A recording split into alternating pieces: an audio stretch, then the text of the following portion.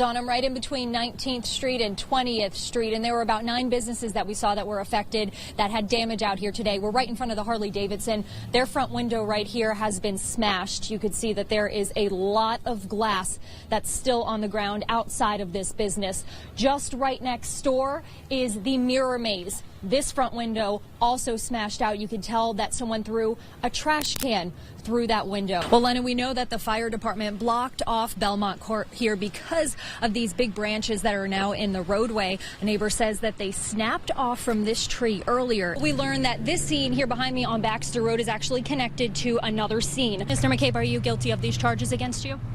As the winter weather moved its way in, we could still see again that the snow is here. There's still some snow left on the top of these bushes here. And then in this parking lot behind me, you could see it's just a slushy mix. There hasn't been a lot of rain here, but we have felt the wind. We are still feeling the wind. I'm here along the Pasquotank River, and you can see that the wind is just really pushing the water from the river onto the street here near Fairfax Avenue. I'm here in Hampton at the Kroger off of West Mercury Boulevard. This is just one of 4 locations across Hampton roads that you can donate. And if you take a look behind me, you can see that the trucks are set up, and in just an hour, everything is going to start.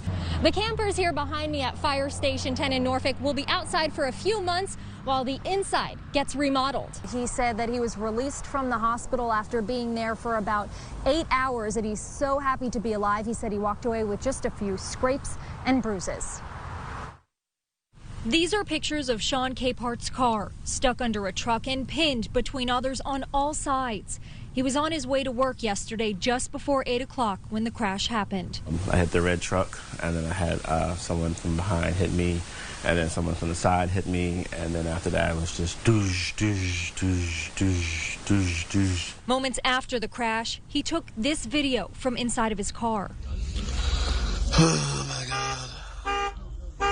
Paint that was in his trunk splattered over the inside of his car. Glass was broken and his foot was pinned.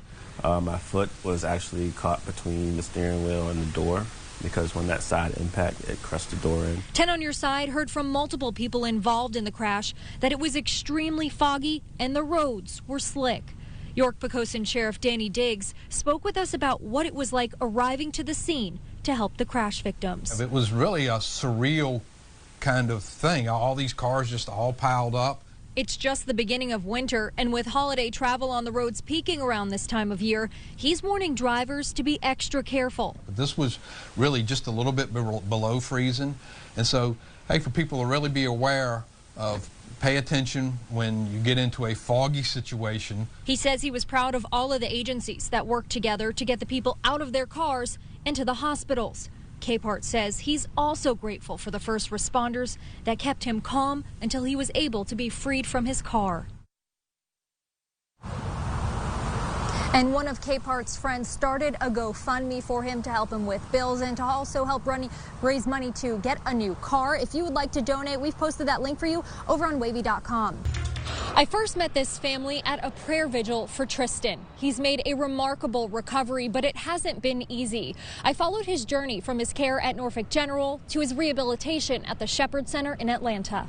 Fighting for his son's health care, an obstacle Ty Swartz never imagined he would have to face. 18-year-old Tristan Swartz was shot in the head back on September 20th. They sat us down and said that it was very grim. And then we see him, he's in the ICU and everything's connected, so that was really hard. Tristan was in a coma for almost a week before they saw signs he was improving. They said this type of injury, less than 5% make it. And for him to move as quickly as he did to where he's at now is nothing short of a miracle. He began to slowly speak and move and was eventually transferred to a traumatic brain injury rehabilitation center, the Shepherd Center in Atlanta. It's focused just on his age group, and they have set criterias and goals for him. But it was the battle to get Tristan into the center that led Ty to reach out to 10 on Your Side. Ty is a U.S. Navy veteran, and his family has TRICARE insurance. The Shepherd Center is in network, but TRICARE initially denied sending Tristan there for treatment. Instead, TRICARE wanted to send him to another rehabilitation center in Richmond. So we have a child who's a victim of a violent crime. Now he's now being a victim of the health care insurance because they want to save money. Wavy TV 10's investigators helped Ty reach out to local and state leaders for help. Ty wrote this letter to Senator Warner's office asking him to get involved. When I heard from Ty and he told the story about his son Tristan being shot and then getting turned down from TRICARE, it just, it kind of made me crazy. I said, this is not right. This young man deserves the best health care possible. Warner opened a congressional inquiry, and then TRICARE approved the appeal for Tristan to go to the Shepherd Center. Tristan's getting treatment there now with his family, and his dad says he's doing well. But his father's fight raised another question. Could we not have improved some of the care? If we have a traumatic brain place here at Hampton Roads, even people who aren't military would benefit. Ann McDonnell is the executive director of the Brain Injury Association of Virginia.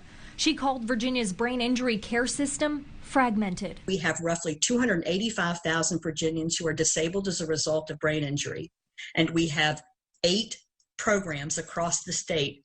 Right now, those 8 funded programs are serving about 3,000 people. Warner says he's going to use Tristan's case as an opportunity to see if there's a need for a traumatic brain injury rehabilitation center in Hampton Roads, and he may include that in a future authorization request. Out of each of these cases, you not only sometimes can help a family, but you can see this is not just a one-off problem. This is a systemic problem that needs to get solved. As Tristan heals, Ty is hoping for change, a change that will protect other families who find themselves in the same spot his family was in just weeks ago. How many other people have had this same exact fight, same exact problem, and nobody's done anything?